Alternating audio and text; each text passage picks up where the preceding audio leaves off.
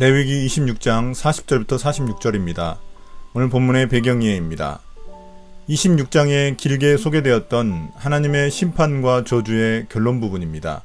포로가 되어 끌려간 이스라엘 백성이 끌려간 그 땅에서 회개하고 돌이키면 하나님은 다시 이스라엘 백성들과 맺은 언약을 기억하고 은혜를 베푸시겠다고 약속하십니다.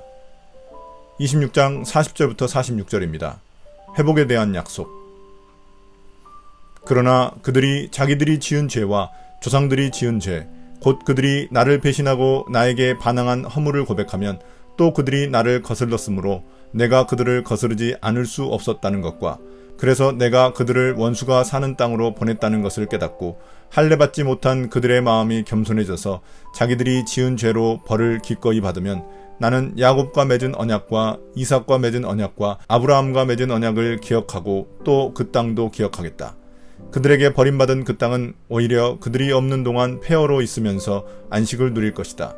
그 기간에 그들은 내가 명한 법도를 거역한 죄값과 내가 세운 규례를 지키지 않은 죄값을 치를 것이다. 비록 그들이 죄값을 치르고 있더라도 그들이 원수의 땅에 잡혀가 있는 동안에 나는 절대로 그들을 버리지 않겠다.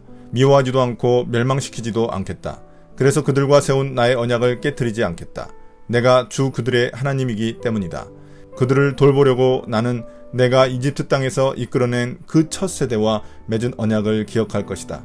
나는 그들의 하나님이 되려고 뭇 민족이 보는 앞에서 그들을 이끌어내었다. 나는 주다.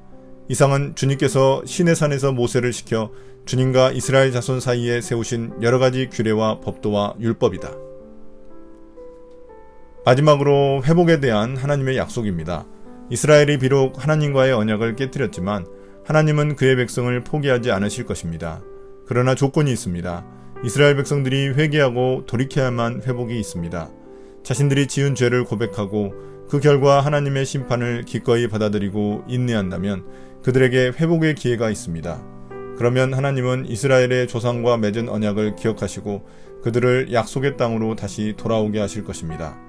이스라엘의 배교에도 불구하고 이스라엘이 회복할 수 있는 근거는 하나님의 신실하신 사랑 때문입니다. 그래서 백성들이 징계를 받고 있는 동안 약속의 땅은 오히려 안식을 누리게 될 것입니다. 하나님은 비록 이스라엘 백성들의 죄악 때문에 그들을 징계하셨지만 그들을 버리지 않으십니다. 그들과 맺은 영원한 언약을 깨트리지 않으시고 기억하십니다. 왜냐하면 하나님은 이스라엘을 이집트에서 구원하신 자비의 하나님이시기 때문입니다. 마지막 46절은 17장부터 26장을 마감하는 맺은 말에 해당합니다. 지금까지 말씀하신 규례와 법도 율법이 모두 시내산에서 모세에게 주신 것임을 밝히는데 이는 출애굽기 말씀뿐만 아니라 레위기의 모든 규정들도 모두 시내산에서 주신 언약임을 밝히시는 것입니다. 오늘의 묵상 포인트입니다. 하나님은 구원한 백성들을 끝까지 돌보십니다. 하나님의 징계는 버림이 아니라 돌이키기 위한 채찍질입니다. 내게 있는 고난도 어쩌면 내 죄악 때문일지 모릅니다. 먼저 자신의 죄악을 살피고 돌이키면 하나님은 회복의 은혜를 주십니다. 하나님의 영원한 사랑을 의심하지 말아야 합니다. 오늘의 기도입니다. 주님, 어떤 상황에서도 신실하신 사랑을 잊지 않게 해주십시오. 멸망이 아닌 회복을 원하시는 하나님을 기억하게 해주십시오. 예수님 이름으로 기도드립니다. 아멘.